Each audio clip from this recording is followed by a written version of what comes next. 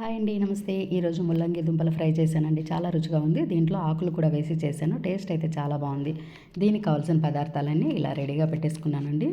ఇక్కడ నేను కేజీ ముల్లంగి దుంపలను శుభ్రంగా కడిగి చిన్న ముక్కలుగా కట్ చేసుకున్నాను. స్టవ్ మీద కడాయి పెట్టి 1 టేబుల్ స్పూన్ ఆయిల్ వేసి దీంట్లో 1/2 టీ స్పూన్ జీలకర్ర, ఆవాలు, ఎండుమిరపకాయలు, చిన్నగా కట్ చేసిన వెల్లుల్లి రెబ్బలు వేసి రంగు మారిన తర్వాత 1 కప్పు ఉల్లిపాయ ముక్కలు, 4 పచ్చిమిర్చి చీలికలు, కొద్దిగా కరివేపాకు వేసి వేగిన తర్వాత కట్ చేసి పెట్టుకున్న ముల్లంగి దుంప ముక్కలు, ఆకుకూర వేసి కలిపి దీంట్లో తగినంత ఉప్పు, పసుపు వేసి బాగా కలిపేసుకొని 10 నిమిషాలు ప్లేట్ పెట్టి మధ్య మధ్యలో కలుపుతూ ఉండాలండి. ఇదంతా కూడా మీడియం ఫ్లేమ్ పైన చేసుకోవాలి.